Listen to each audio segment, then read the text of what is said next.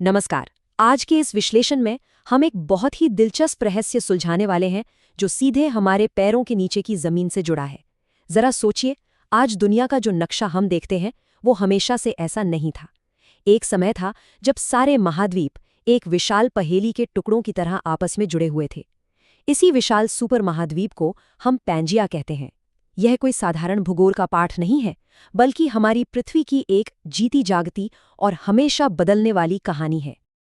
आज की इस चर्चा में हम जिन मुख्य बातों पर नजर डालेंगे वो हैं पैंजिया आखिर क्या था, इसका निर्माण और विनाश कैसे हुआ, हमारे भारत की वो अद्भुत यात्रा जिसने सब कुछ बदल दिया, वैज्ञानिकों ने इतने पुराने रहस्य को कैसे सुलझाया, और हाँ, भविष्य में बनने वाले नए सुपर महाद्वीपों के बारे में भी हम जानेंगे। तो चलिए सबसे पहले बात करते हैं इस विशाल सुपर महाद्वीप यानी पैंजिया के बारे में। अब सबसे पहला सवाल दिमाग में आता है कि ये नाम पैंजिया आखिर आया कहाँ से। दरअसल ये ग्रीक भाषा से लिया गया है। इसमें पैन का मतलब होता है सभी और गाया का मतलब है पृथ्वी। तो जब आप इन्हें मिलाते हैं तो इसका बहुत ही सुंदर अर्थ निकलता है, संपूर्ण पृथ्वी। जरा कल्पना कीजिए उस समय की जब अमेरिका, अफ्रीका, एशिया सब कुछ बस एक ही अखंड जमीन का हिस्सा थे। ये सिर्फ एक महाद्वीप नहीं था, ये लिटरली पूरी पृथ्वी थी जो एक साथ एक जगह पर जुड़ी हुई थी। अच्छा, अब अगर सारी जमीन एक ही जगह पर थी तो पानी का क्या हुआ? इस विशाल पैंजिया के चारों ओर बस एक ही अंतहीन और विशाल महासागर था जिसे पैंथलासा कहा जाता था। और इस जमीन के ठीक बीचों बीच एक बहुत बड़ा समुद्र था जिसे टैथिस महासागर नाम दिया गया। मतलब उस समय की दुनिया बस दो ही हिस्सों में बटी थी, एक तरफ अथाह पानी और दूसरी तरफ एक विशाल जमीन का टुकड़ा। लेकिन फिर ऐसा क्या हुआ कि ये दुनिया टूट गई? आइए देखते हैं पैंजिया का निर्माण और विनाश कैसे हुआ। इसका जवाब छिपा है प्लेट टेक्टोनिक्स में। हमारी पृथ्वी की जो सबसे बाहरी परत है ना, वो किसी अंडे के ठोस छिलके जैसी नहीं है, बल्कि ये कई बड़ी बड़ी टेक्टोनिक प्लेटों में बटी हुई है। और ये प्लेटें बिल्कुल शांत नहीं बैठती, ये धीरे धीरे लगातार खिसकती रहती हैं। करोड़ों सालों तक ये छोटे छोटे महाद्वीप आपस में टकराए, बीच के समंदर बंद हुए और जमीन आपस में जुड़ती गई। यही वो शक्तिशाली इंजन था जिसने सारे टुकड़ों को जोड़कर पैंजिया को जन्म दिया। जरा इस समय के पैमाने को देखिए। आज से लगभग 33.5 करोड़ यानी 335 मिलियन वर्ष पहले पैंजिया बनना शुरू हुआ था। काफी लंबे समय तक ये ऐसा ही रहा, लेकिन फिर लगभग 17.5 करोड़ साल पहले ये टूटने लगा। और इसी टूटने की प्रक्रिया के दौरान आज से करीब 5 करोड़ साल पहले एक बहुत ही बड़ी घटना हुई। हमारा भारत एशिया से टकरा गया। सच में करोड़ों सालों का ये सफर बहुत ही तेज और बड़े बदलावों से भरा रहा है। पर आखिर इतना बड़ा पैंजिया टूटा क्यों? इसके पीछे एक बहुत ही जबरदस्त और थोड़ी हिंसक प्रक्रिया थी जो जमीन के ठीक नीचे चल रही थी। असल में पृथ्वी के अंदर बहुत ही गर्म मैग्मा लगातार उबलता और घूमता रहता है।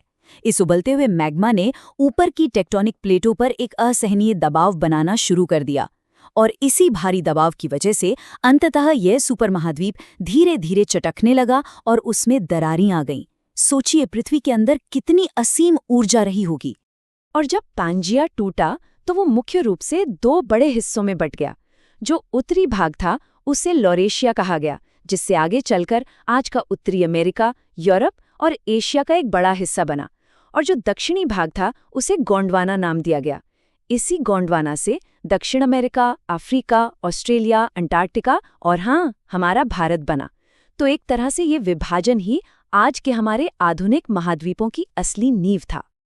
अब यहाँ से कहानी एक बहुत ही रोमांचक मोड़ लेती है।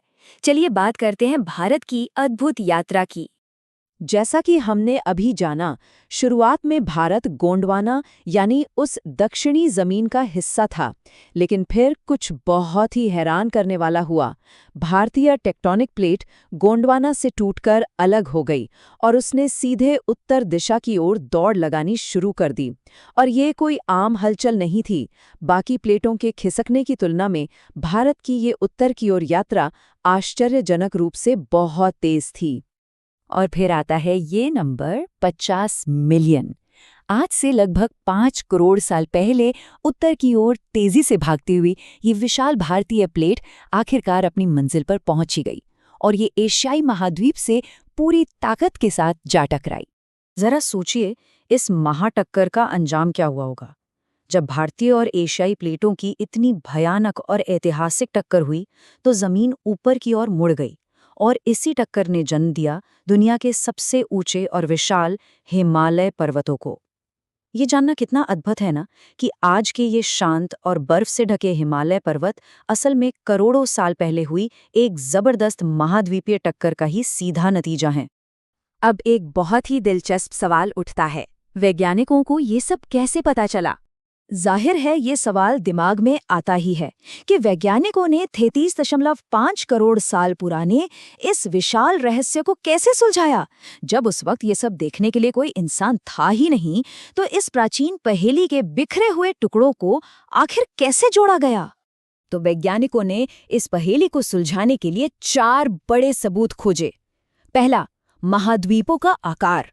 अगर अफ्रीका और दक्षिण अमेरिका के किनारों को देखा जाए तो वो एक पजल यानी पहेली के टुकड़ों की तरह आपस में बिल्कुल फिट हो जाते हैं।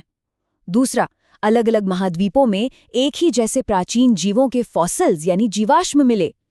तीसरा, हजारों किलोमीटर दूर मौजूद महाद्वीपों में बिल्कुल एक जैसी चट्टानें पाई गईं।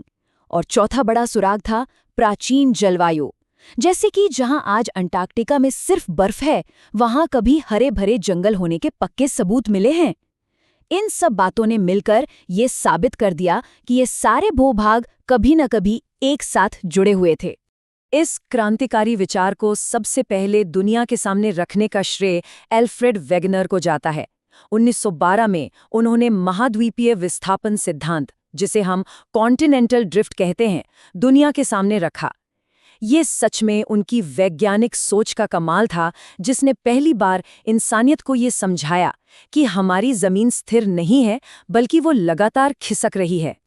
तो क्या ये सफर यहीं खत्म हो जाता है? बिल्कुल नहीं। चलिए बात करते हैं भविष्य के नए सुपर महाद्वीपों की।